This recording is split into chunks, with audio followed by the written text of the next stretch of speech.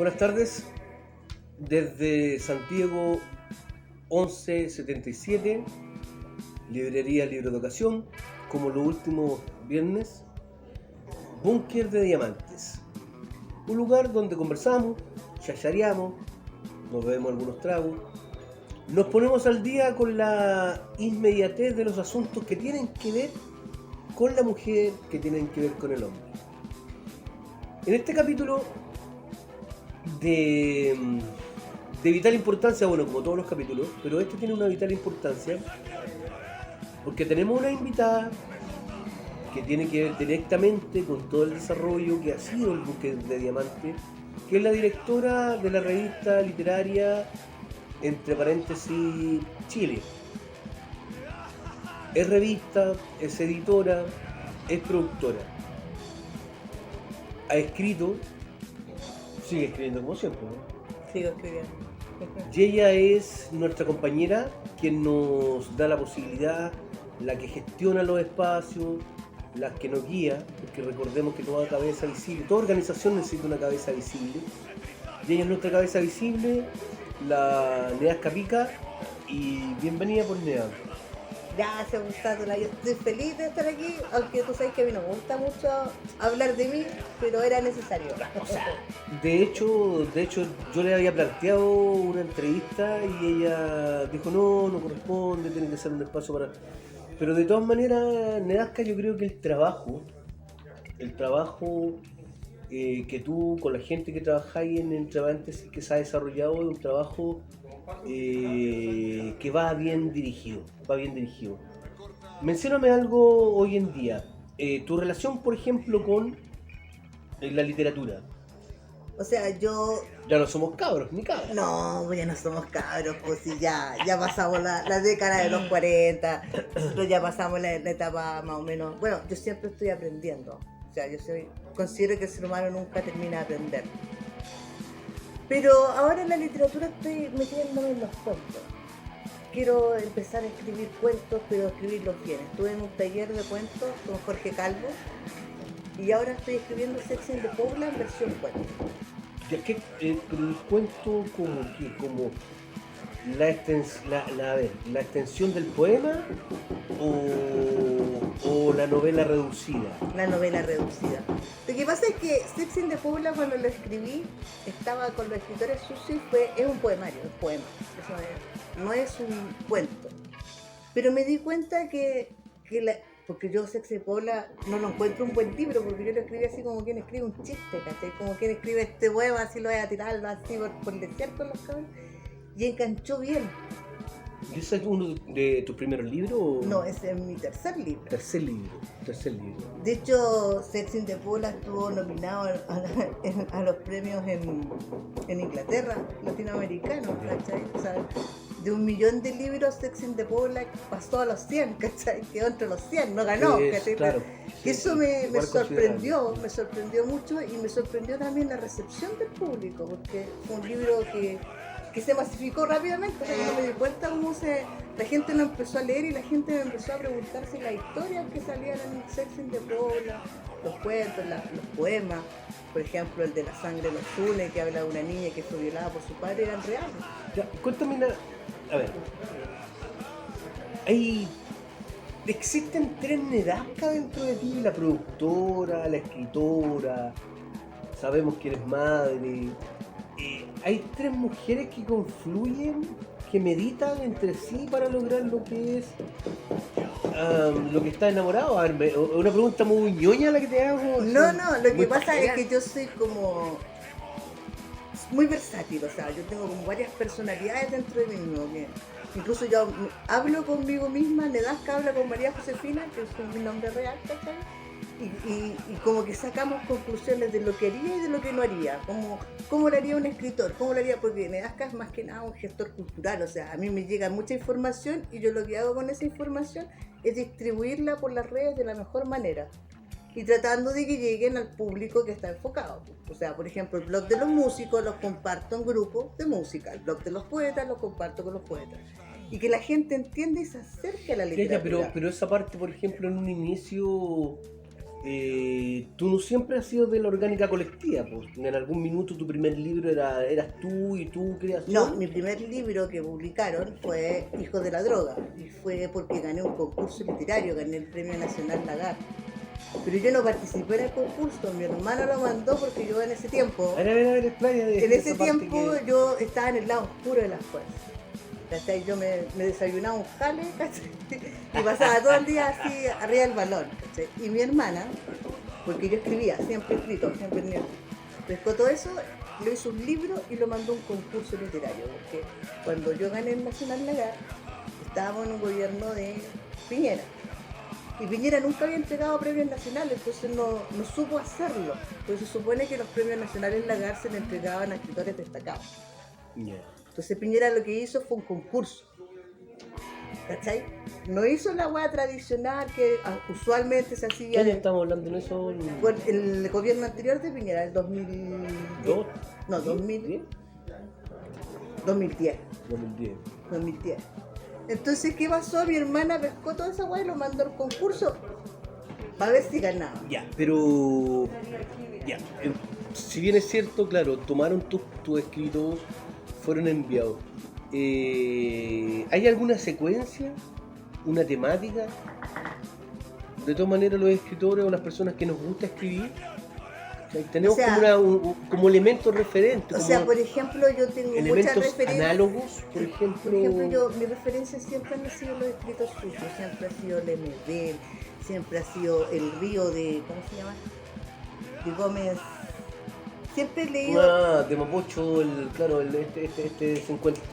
sí, pero sí, bueno, sí, pero siempre he leído y siempre mi literatura ha sido enfocada en el COA, ya por los grandes maestros que escribían antes, ¿cachai? Como yo soy súper mala para los nombres, yo me acuerdo de la historia pero nunca me acuerdo de los nombres. Entonces siempre en mi literatura mi enfoque va en ver cosas que la demás gente no ve, en preocuparme del buen de la prostituta o el travesti que se para en la esquina. Y en base a eso escribir un poema porque...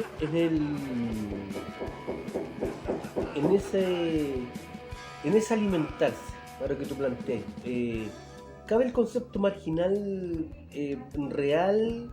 O sea, ¿existe una literatura marginal? Porque hoy en día todo el mundo es marginal, si eres gay eres marginal, si eres mapuche eres marginal, bueno, si te cortaste un dedo eres marginal. Pero indiscutiblemente, A ver, ¿existe una literatura marginal? Yo creo que es una construcción social. No creo que exista literatura marginal. La literatura es literatura. O sea, uno puede poner un personaje marginal en un cuento, en una historia, en un poema, y no por eso la literatura es marginal. El personaje es marginal. El desarrollo que se hace del libro, del cuento es marginal. Pero yo no considero que la literatura tenga necesariamente escritores sucios o literatura marginal. Yo creo que depende de lo que estamos contando, de la historia y de cómo la vamos desarrollando. Sí, porque si tú en el siglo XXVIII, o sea, perdón, en el siglo XXI la literatura... ¿Qué habla del siglo XXI? En el siglo XXI la literatura ya tiene directrices, tiene la orgánica de que funciona sola prácticamente. O sea, tú subí un poema y lo puedes leer inmediatamente en Finlandia. Pero eso no es marginal. Espérate. Pero si su contenido habla de un barrio marginal, habla de una situación marginal. La misma pregunta que le hice al pintor la semana pasada. ¿La reproducción del escrito le quita sentido? Ya, porque si bien es cierto, tú lo planteas y me dijiste inmediatamente, no es marginal el poema que ya viaja a través de internet a Finlandia. Entonces, ¿qué es lo marginal? Es que lo que pasa es que para mí el concepto de marginal es como... A lo mejor me van a criticar mucho por lo que diga, pero es como cuando tú soy una persona que sufre y toda tu vida sufres y te encasillas, te clasificas como marginal porque yo soy marginal. Igual que, por ejemplo, un homosexual que se siente marginal. Un homosexual que tiene plata no se siente marginal porque tiene plata, porque la economía, porque la sociedad, porque el concepto social te dice que tú eres marginal. Y tú en tu misma ignorancia te clasificas como marginal. ¿La marginalidad tiene que ver con la ausencia de dinero? en el concepto... O por temática. En el concepto social, o sea, en el concepto de nuestra sociedad, en la sociedad que nosotros vivimos, neoliberal, patriarcal, capitalista, sí. Porque, por ejemplo, hablamos del Lemebel. Lemebel es un personaje marginal, ¿cierto? Porque es homosexual, porque era pobre, porque vivió toda la tragedia de la dictadura como una persona pobre. A lo mejor los que son de derecha se van a enojar, se van a molestar, les va a doler. Pero Jaime Guzmán, sí, si lo ve no me importa, pero por ejemplo, Jaime Guzmán, que era un buen genio. Un marginal de la historia. Pero dentro de su genialidad y toda su cuestión, tenía una sexualidad oprimida, rechazada, y sin embargo, el buen tenía el poder suficiente para no sentirse marginal. Ya. ¿Cachai? Sí, voy entrelazando. Hay siglos atrás también tenemos la existencia del artista marginal. Puta, tenemos el mismo Rimbaud, a Baudelaire, Mallarmé. Después los primeros años del siglo XX tenía el mismo surrealismo, a Breton. Tenía en Chile a la Guelmón, a la Bombal, a la Mounet, entre otras. Después tenéis la mitad de los 50 años, ya la concepción de la revolución del 68, la implicancia de cómo la mujer pertenece. ¿La mujer es una marginal en la literatura o en el arte en sí?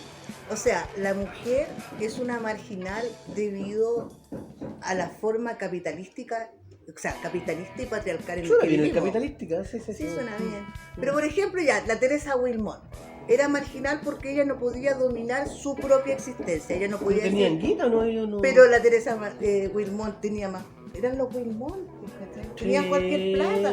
La Teresa Wilmot no fue una niñita que quedó embarazada y que se la llevaron a, no sé, pues a la casa de un amigo, se la llevaron a la casa del campo que trabajara. A la Teresa Wilmot la encerraron en las Carmelitas, claro, ¿cachai? Y para encerrarte en las Carmelitas tenías que tener plata porque eso... Entonces... Yo es verdad, esa parte de que vino Huidobro y Huidobro... Claro, y Huidobro la secuestró de las Carmelitas y Huidobro... ¿Cachai? Tampoco era un marginal. Pues la poesía siempre estaba ligada a ciertos círculos. Tú te ponías a pensar en la antigüedad, en los siglos que estamos hablando, de Huidobro, de la Teresa Wilmot. La intelectualidad estaba en la gente de plata, porque la gente de plata tenía acceso a la educación. Ya, entonces, bajo ese concepto, Chile es un país marginal, entonces. Siempre ha sido marginal. Con nativos de gente que logra desarrollar ideas, proyectos, pero somos marginales. O sea, intelectualmente. A través de la pandemia, a través del levantamiento, de la rebelión de los cabros. Y a través de la pandemia. Ahí estoy hablando también de la marginalidad de las personas. Porque los cabros tenían que reclamar algo que está pasando hace años. ¿Por qué teníamos que esperar que un cabro chico que está en el secundario? Siempre han sido los secundarios, en todo caso, los que han empezado todas las revoluciones, como la de las tauchas, ¿te acuerdas? Sí, la que históricamente. hubo. Siglo Pero pasado. ahí estoy hablando de un tipo de un ser reprimido, ¿cachai? Que tuvieron que venir los cabros a decirle, oye, ya, pues, muévanse. Porque los cabros, ¿cachai? Se pegan la escurrida. ¿Por qué nosotros no lo hicimos? Porque nosotros nos marginamos solos. Y ahora O sea, éramos pocos los que hacíamos poesía, los que reclamábamos, los que en nuestros poemas decíamos, oye, Chile, ya vos despierten. Yo tengo, por ejemplo, no una crítica, pero a mí me resulta muy sobrevalorado que de repente supongamos que solamente la señora Elvira Hernández, el Raúl Cerudita, la Carmen Merengue, las Pía Barro hayan sido los únicos escritores que hayan luchado en el periodo de los milicos, tranquila. La obra no está aquí puesta a disposición para ser criticada. Pero si tú sacáis la cuenta, por lo menos ellos tienen un referente que es un referente anterior. Fueron hippies, fueron hippies. Y por lo tanto tienen un anterior que es el hippismo. ¿Cachai? Como tal. Por lo menos, bueno, tuvieron disfrutaron los 14 años, bueno, antes de los milicos. Pero ¿qué pasa con la generación, la tuya, la mía? Que los que hemos nacido en los 70, 72, 73 y somos hasta hoy día. No tenemos esa ventaja, no lo conocemos. ¿Se puede establecer una relación literaria O sea, la podemos establecer a través de la lectura y la investigación, ¿cierto? Sí. Pero en experiencia la podemos tener. O sea, es que después de que terminó la dictadura vino la democracia, que fue como lo mismo. Po. Fue como, yo te paso a ti las llaves de la casa y te dejo la casa y me voy, pero en el fondo las cosas no cambiaron, o sea, no fue un cambio conceptual, o sea, la represión siguió, seguimos con una constitución anticuada y seguimos sintiendo represión. O sea, yo no veo cuál fue el gran... O sea, obviamente hubieron cambios, pero no hubo una evolución cultural. De hecho, en dictadura había historia de Chile, y ahora que estamos en democracia quieren sacar historia, y ya la sacaron, quieren sacar filosofía. Entonces, ¿qué pasa?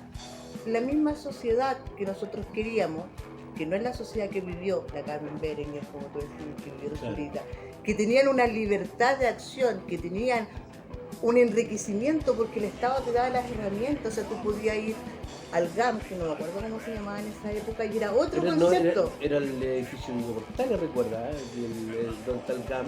Sí, pero era otro concepto. Claro, que no es zona de tortura y todo eso. Que no era el concepto actual, o sea, había otra concepción de la persona, había una evolución cultural. Por ejemplo, el otro día yo pensaba, los cabros chicos de ahora viven pegados al teléfono y sin internet mueren. Tú a ese cabro chico le preguntáis algo de memoria y no lo sabe. Ese cabro chico no tiene un desarrollo intelectual. O sea, claro, podría ser, pero no salgamos de la línea. Cuando establecemos las nuevas generaciones literarias, queramos o no queramos, aquí a futuro nos van a leer igual. Claro. Aquí dentro de 20 años más, cuando estemos muertos. Si eres bueno o eres malo, va a venir. Por último, weón, va a venir un pequeño ensayo, ¿cachai? De algún weón que estudie literatura y va a decir, oye, weón, estaba la Nazca, existía un tal Elías Romero, weón, había un tal... No, a vos no te van a conocer por Elías Romero, weón, te van a decir con Sátula, weón. Yo que quiero mi nombre. El siglo XXI, como tú lo planteas, es un siglo de la sobredosis de la información. Es necesario que el artista se explote tanto. Ejemplo, es necesario que la artista o el artista queden totalmente destruidos, cansados, que no pueden hacer ninguna weá porque solamente se han dedicado al arte, o es parte de ese capitalismo integrado que no te permite a ti, o que te saca de la observación, del ocio. O sea, ¿existe el trabajador artista como tal? Así como el que trabaja de 7 a 7. O sea, yo por ejemplo... Y se tiene que morir destruido. O sea, yo por ejemplo, yo reconozco que hay muchos artistas que se dedican a ser artistas. Y en este país, para poder ser artista y vivir de eso, tienes que trabajar mucho. O sea, por ejemplo, Leo Lobo, por poner un ejemplo que me acuerdo en este momento, es pintor, es escritor. El Leo Lobo hace hasta tazas con su obra. Porque realmente el Leo Lobo tiene que moverse, porque si no, no come. ¿Cachai? Este es el problema, ¿cachai? El sistema capitalista en el que vivimos no te permite a lo mejor tener espacios de distensión, como cuando estuvimos encerrados. Por ejemplo, la mayoría de las personas que éramos artistas que estábamos encerrados nos dedicamos a producir. Sí. A producir. Pero ¿qué pasa con ese artista? Por ejemplo, el artista callejero. No hablemos de Leo Lobo, que es un artista destacado. Hablemos del artista, del músico callejero. ¿Qué pasó en ese tiempo? Que no podía salir yo tengo amigos que venden sus plaquettes, sus libros de los mismos grupos, que los vendían en el metro. Y que sonaron, ¿cachai? Porque los echaban, porque no podían estar, por el tema de la pandemia. ¿Qué pasa con ellos? ¿Cachai? Entonces te das cuenta que el sistema capitalista no les da la esperanza de decirle, usted es artista, no se preocupe, lo vamos a subvencionar. Entonces no hay, tenéis que moverte. Correcto. Oye, ahora, por ejemplo, nombramos hace un rato, entre paréntesis. ¿Qué es entre paréntesis? La revista. Ahí está la revista entre paréntesis. Aquí tenemos, ¿Hay alguna por ahí? Ahí tenemos a Antonio Watterson. Esta es del año pasado. ¿Y quién es Antonio Watterson, güey? Es un escritor, un poeta de Valparaíso. Muy bueno, Antonio. Un saludo para Antonio. Yo le quiero mucho a Antonio. ¿Ya? Es del grupo de Juan Antonio Weber, de Juan Cameron. Ya, de la gente allá de Valpo. De Valpo. Entre paréntesis, parte porque estábamos en la cisterna, y en la cisterna yo me daba cuenta, estábamos con el círculo escritor de la cisterna, así que pucha, para sacar una revista un año. para sacar un libro un año que me saliera el proyecto. Entonces yo vine, hablé con un amigo, el Frank Gris, hablé con otro amigo, el Alfonso Ruiz, y con uno que ya no está, que es mi amigo hippie, el Mario Castro. Y dijimos, puta, ¿por qué no sacamos una revista al mes? Pero es que los costos, yo le dije, ¿sabes qué? Pero podríamos comprar una impresora de esas por inyección continua y sacamos un paquín, porque así era nuestra revista. Era así. Hacho en un principio. Esta es una revista de cuando nosotros hacíamos la primera revista. Entonces nosotros nos compramos una impresora y sacamos un paquín y andábamos en todos lados repartiendo la revista. Oye, mira, salimos aquí. Y así empezó la revista. En el 2010. 2010. Y gente, ¿has trabajado con cuántos? 100, 200, 150. Es que, 98, 96, 62, 49, es que la revista pasó 21. por etapas. Primero estuvimos en la cisterna radicados un tiempo. Ahí conocí al Trovita, ¿te acordás que hacíamos los jotes literarios? Y teníamos nuestra revista. Qué buen nombre, un jote literario. Jotes literarios. Los jotes literarios, en eso habíamos quedado. En los jotes literarios. Los jotes literarios empezamos en la cisterna a juntarnos, nos tomábamos un vinito con Coca-Cola, era la razón, y leer poesía. Y de poco empezó a llegar gente. Llegó Carlos León, llegó Marcelo Valdés, empezaron a llegar toda la gente. Marcelo Valdés de el poeta Marciano. reptiliano. Reptiliano. ¿Ese era de Marciano? ¿De los poetas marcianos? De los poetas marcianos. Antes, ahora ya no están los poetas marcianos. No sé si cómo están. Después llegó el Rubén Boronat. Y de a poco empezaron a correr remolque, empezamos a hacer algo en la cisterna todos los jueves nos juntábamos. ¿Qué lugar? ¿En qué parte de la cisterna? Bueno, tú sabes que yo El también Mono. soy de cisterna, en el Mono. En el Mono, en el 25. Y después pasamos a un negocio al frente, no me acuerdo el nombre del negocio al frente, porque nos fuimos del Mono, que éramos muy ¿Ese que está al desordenados. lado de la Muni? ¿Se pasaron después? No, que estaba frente al Mono, que ahora ya no está, que ya no existe. Ya, una chopería. Y era una chopería. La cosa es que en las choperías se enojaban porque cuando nosotros recitábamos no podían poner música los otros gente del restaurante, ¿cachai? Querían poner el Pulitzer. Y en eso Carlos León me dice que Antonio Cadima le queda un espacio en el Taller Sol para hacer poesía, pero los días miércoles, para hacer tertulia. Y me vengo a hablar con el Cadima y ahí me instalo en el barrio Yungay. Y me voy de la cisterna. Y ahí empezamos en el barrio Yungay con las tertulias. Cuéntame una parte, en esa parte ya, bueno, hijos, ya estaban tus cabros, Sí, grandes. no, sí y tengo seguían- hijos grandes. Seguían en el cuento. ¿Y qué pasa ahí con el Taller Sol? Bueno, este fin de semana hay un aniversario más. De 44 años. 44 no deja. Es que hay Es algo, un poquito menos que yo. hay algo que tiene importante el Taller Sol, yo lo encuentro destacado el Taller Sol. Cadima aquí resistió en dictadura. Un artista que resistió en dictadura es destacado. Porque casi todos se fueron, la mayoría que pudo escapar se escapó y ellos se quedaron aquí aguantando. Entonces, yo valoro mucho eso porque aquí hacía mucha falta. Sí, de todas maneras, hay muchas generaciones que han pasado por eso. Y además que ¿quién no le da una pipa a Cadima? Sí, no, Cadima, weón. Tiene más historia. Oye, Bueno. ahí el otro día a mí me ha tocado trabajar. Yo llevo poco trabajando contigo y para mí ha sido una experiencia re buena. Lo buena, encuentro que hay harta disciplina. Hay poco paqueo. Vamos a ir de a poco sacando los blues.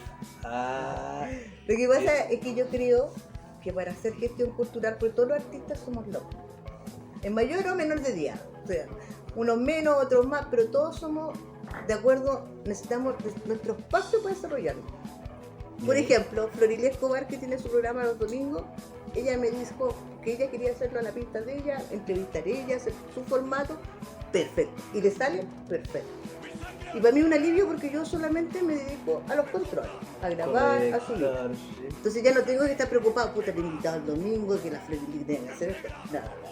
Y eso es, Oye, ¿ya has mirado el ranking de ese programa? ¿Tiene ranking? sí, tiene, lo que pasa es que Porque nosotros estamos arrasando con el... con Búnker de Diamantes, Sí, con Búnker de sí, con Búnker de sí. Diamantes, sí. Lo que pasa es que el ranking de la Florilia es distinto al de nosotros porque son personas Por diferentes, supuesto. eso es lo rico del O sea, yo lo hago que quede claro por Guayara, es para buscar la No, conversa. es que lo que pasa es que, por ejemplo, nosotros tenemos otro tipo de público. Nosotros no estamos enfocados al público de la Florirí, que es más clásico, por así decirlo. ¿Cachai? Otro enfoque.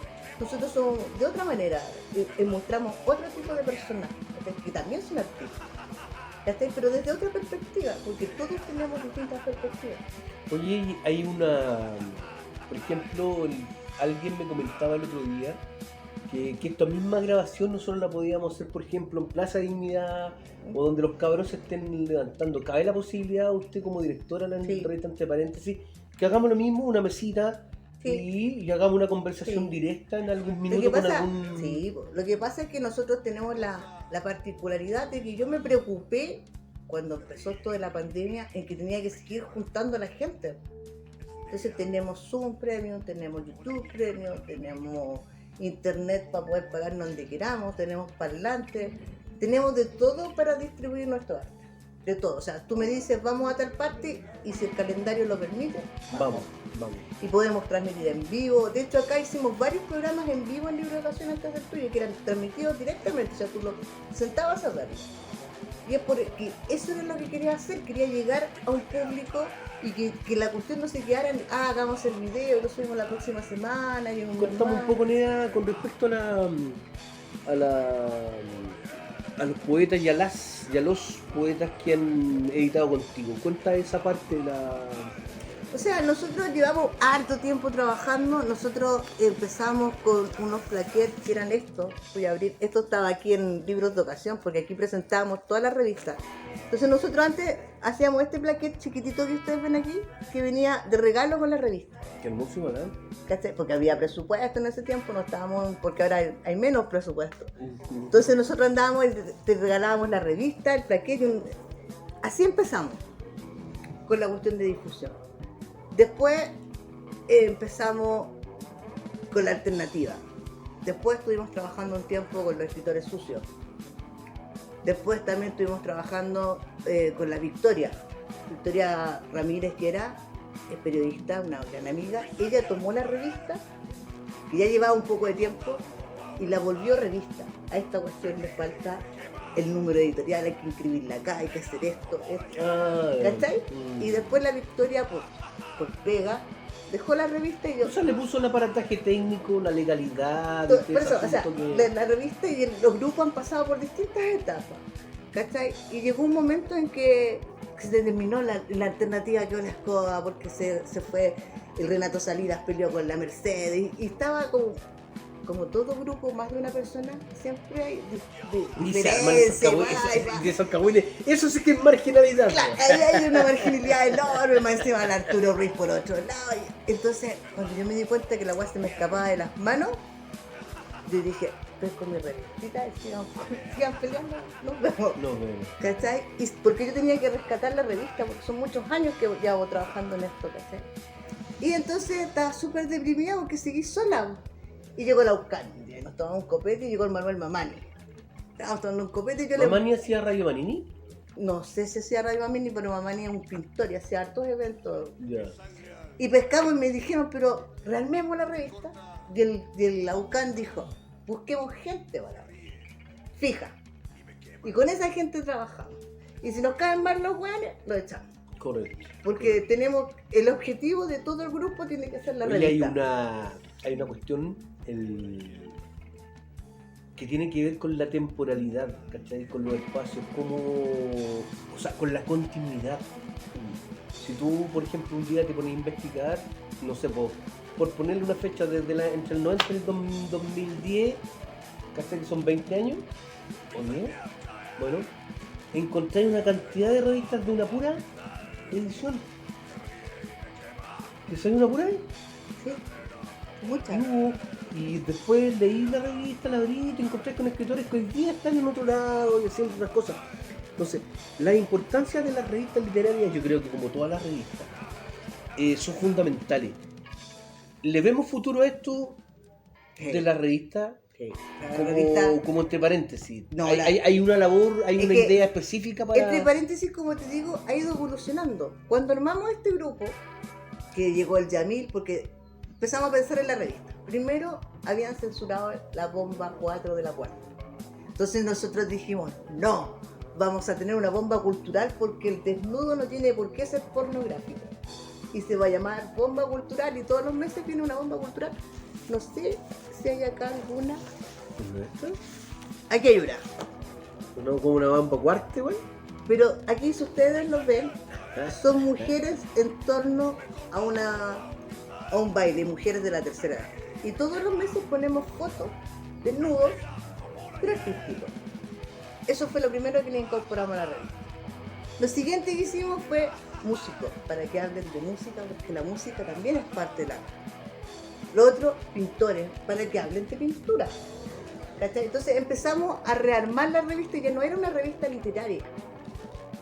Ya no solamente venían poemas y cuentos, venían historias, venían entrevistas. Entonces, Se y de ahí transformó como un misceláneo. ¿cachai? Tenía que tener empezó a llegar gente y empezamos a clasificar a quienes metíamos al grupo. Oye, ¿no tenéis nada para leer, no? ¿No hay algo? Sí, lo tengo en el curso, pero ¿Para? Como siempre, como todos los viernes de acá, desde Libro de Educación, San Diego 1177, esta vez estamos con la Nedasca Pica. Nedasca Pica, hay un...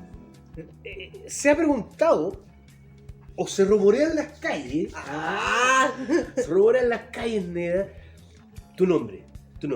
Nedasca Pica viene de... es porque...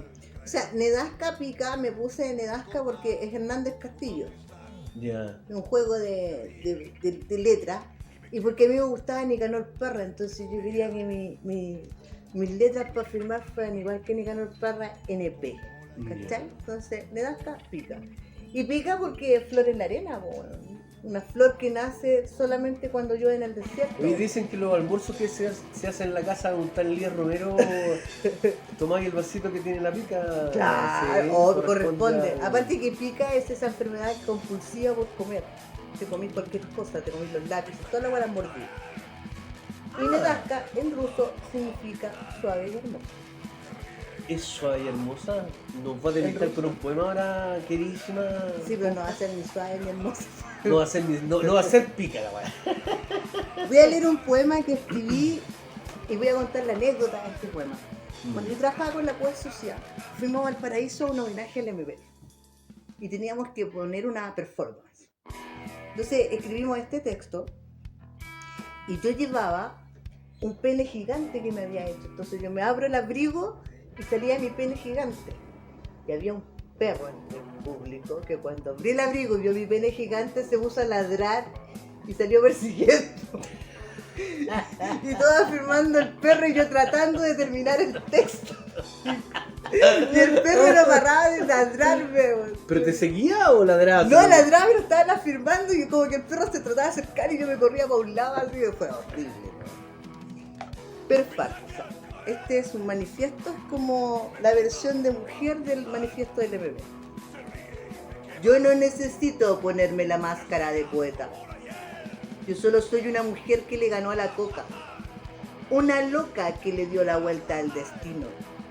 Y sé cómo duele el pene en el culito. Y cómo duelen los cachuchazos en losi. Yo no necesito ponerme la máscara de poeta. Y sí, fui puta, pero nunca tuya. Nada era por amor en esa época. Con eso pagué la comida y la educación de mis críos. A veces me pongo a pensar en la verdad. Porque la verdad es un arma muy ácida, que arde cuando no te gusta la realidad. Por eso, yo no necesito ponerme la máscara de poeta. Hablo de esos matriarcados, porque yo soy una mujer realista y sé de lo que hablo. No hay peor culpa ni tragedia que quedar preñada de un drogadicto cualquiera y ser pobre, tan pobre. Y los golpes que recibes cuando no te pones en cuatro patas. Y sí, muchas veces tuve que bajarme los calzones en autos de desconocidos por un poco de dinero. Autos que brillaban como la caravana de la muerte. Y la familia me miraba y murmuraba entre dientes: nos falta el tío maricón o la prima maraca. Pero ellos no se acuerdan que cuando eran chicos la prima maraca le compraba los útiles y los zapatos para el colegio. Un sueño, como decía la abuela, hay que luchar, compañera. Pero mi abuela se desangró limpiando baños ajenos para terminar con una pensión miserable que ni siquiera le alcanza para comer. Por eso no necesito ponerme la máscara de poeta. Soy una mezcla extraña entre el Lemebel y el chacal de Nahuel Toro. Mi cuerpo está lleno de cicatrices que hablan de un pasado reflejado en mis escritos. Soy lo que soy el pico en el ojo que te desmiente cuando vienen con el cuento. Por eso no necesito ponerme la máscara de poeta. Yo soy un ave con las alas parchadas, que vuela libre en un cielo lleno de nubes. Excelente. Cuéntame ese. ¿Ese está en este mismo, una antología, en la Sí, revista? este es una antología que se llama La Bestia Neasca y otros cuentos. Está en Amazon. Esta es como mi versión porque aquí tengo todos mis poemas. Entonces Ya. con esto salgo a leer, aparte que la letra es grande, entonces la alcanzo. Claro. No, pero ese poema, ese libro, como te digo, ¿Hay mucho de ti ahí en ese escrito? hay harto de mí, Porque uno puede tomar... hay harto de otras vidas de otras mujeres también, ¿cachai? Porque hay realidades y realidades. Pero lo que quería plasmar en ese poema es que siempre se habla del papá que agrede, pero hay muchas mamás que se la juegan solas. Hay muchos matriarcados que existen, ¿cachai? Que se la juegan por sus hijos, por sus sobrinos, y que la gente puede decir muchas cosas de esas mujeres, pero en el fondo ellos están luchando por sus críos, ¿cachai? Que eso era lo que quería reflejar, que en el fondo el MPL cuando hace su manifiesto habla de su posición como homosexual. Y aquí muestra la posición de una mujer. De una mujer, claro. Esa parte fuerte ahí, o sea, de hecho es una construcción literaria que está sujeta al dolor. Claro. Completamente, absolutamente. Sin embargo, por lo que yo oía, luego me tomaría un poquito más de tiempo para leerlo bien, yo oía, pero no hay ni miedo ni resentimiento. No. Pasó nomás. Es algo Me tocó, asumido. lo hice, fue. Al que le gustó, a mí me sirvió porque hoy día estoy acá. Y sigo. Hay algo y sigo. y sigo acá. Y sigo acá, porque hay muchas mujeres que siguen, o sea, por ejemplo, yo cuando escribí Sexy de Pobla, viví muchas experiencias de mujeres. Hay un cuento ahí que se llama La tía que vende pito. Yo llego un día a la Pobla y tú cachai que yo, la Santo Tomás, donde vive mi hermana, y siempre hay una vieja que vende el basto, una vieja que vende pito. Sí. Fui donde la tía que vende pito, la tía que vende pito está llorando. Y me cuenta una historia de su hijo. Que su hijo, ¿cachai?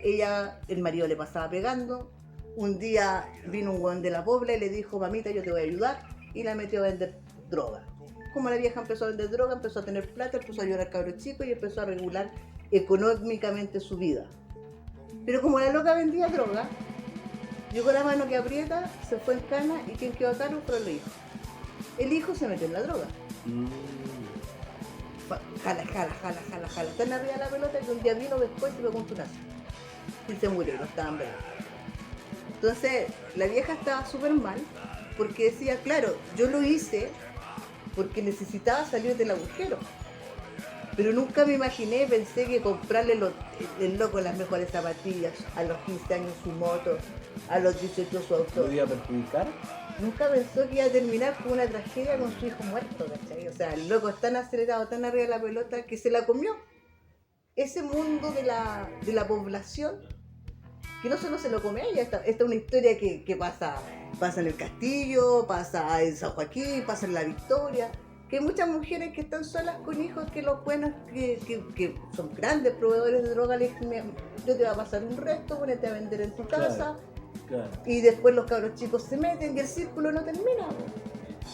Eso es parte de ese libro. ¿Tú crees que la poesía debería llegar a esos lugares? A ver, se han hecho muchas veces cosas en barrio, en pueblo y toda la weá. Pero ¿tú crees que la gente quiere poesía? Sí. Yo hice muchos eventos. Yo promuevo la autogestión. Mi revista no tiene recursos de ninguna parte más que de los bolsillos de la gente que es parte de la revista. Aquí no hay un financiamiento estatal, no hay un financiamiento de un particular, no hay una empresa metida. Aquí yo pongo lo que yo quiero en la revista. ¿Cachai? Y eso era fundamental.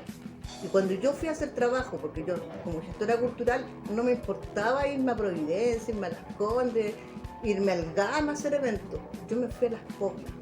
Nosotros hicimos un trabajo en la San Esteban, nosotros hicimos un trabajo en la Victoria, nosotros hicimos un trabajo en la población. Y en la San Esteban, cuando fuimos a San Bernardo, los traficantes nos compraron los dulces para los niños, nos pusieron cabros en toda la esquina para que no asaltaran a nadie en la plaza, y ellos pagaron la amplificación, porque ellos consideraban que le hacía falta a los niños un poco de distracción.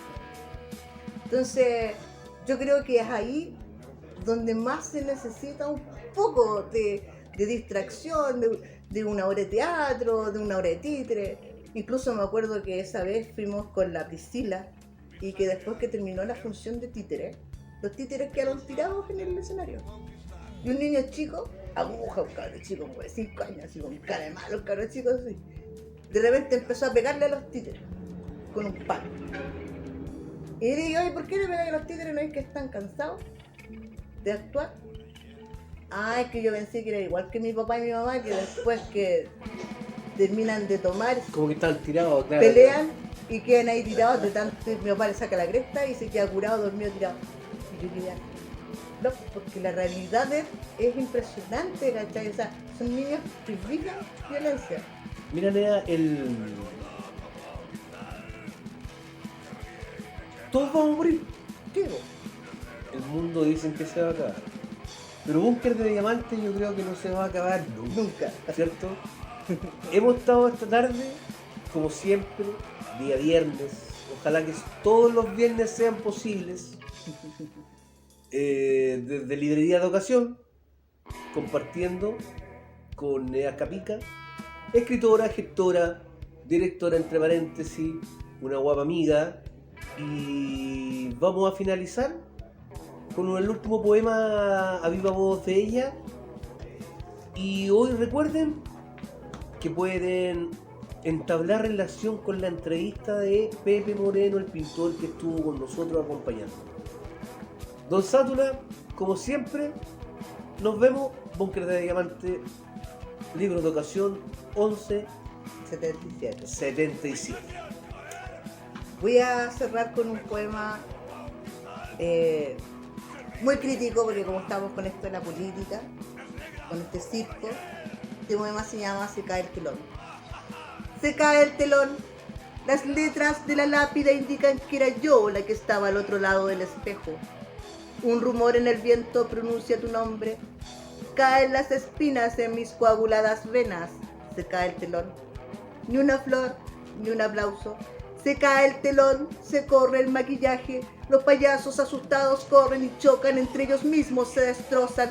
Se cae el telón. Los músicos siguen tocando. Las autoridades ausentes enviaron las respectivas excusas, mientras Carabineros desaloja todos los fenómenos. Se cae el telón, las vacas sagradas han hablado. Se cae el telón, todos bajo la lluvia con el maquillaje corrido, y en el espejo no se refleja nada. Y los músicos siguen tocando. Nos vemos la próxima semana. Gracias, Nea. Que Nos estés vemos. bien.